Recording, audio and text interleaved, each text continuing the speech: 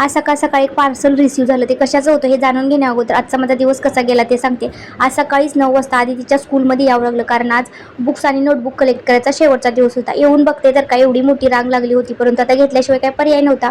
Finally अर्धा तासाच्या waiting नंतर बुक्स आणि नोटबुक आहे ते मिळाले आणि त्यानंतर मी घरी आले. घरी आले आधी तिची गडबड चालू होती. पहिल्यांदा मला दाखव कोणकोणते बुक्स आहेत काय ते, आणि नवीन बुक बघण्याचा किंवा ते घेण्याचा आनंद काही वेगळाच असतो, हे आपण पाहिलेच आहे आपल्या स्कूलच्या काळामध्ये. तशीच तिची सुद्धा गडबड चालू होती. त्यानंतर सकाळी पार्सल आलं होतं, ते ओपन करून बघितलं. यामध्ये होतं हेडफोन होते बोटचे, जे की मला बड्डे गिफ्ट मिळालेत आमच्या आहोंकडून. खूप छान आहेत, मला तर खूप आवडले. त्यानंतर मी पुढच्या ब्लॉगमध्ये तुम्हाला लहान मुलांकडून त्यांची स्कूलची जी कामं आहे ती कशी आवडीने करून घ्यायची, त्यांना त्यामध्ये आवड निर्माणसाठी होण्यासाठी आपण काय काय करायला पाहिजे, या सगळ्या गोष्टी मी डिटेलमध्ये शेअर करणार आहे. त्यासाठी पुढचा ब्लॉग बघायला अजिबात विसरू नका. आजचा ब्लॉग कसा वाटला ते कमेंटमध्ये नक्की सांगा. असा काहीचा होता आमचा आजचा दिवस.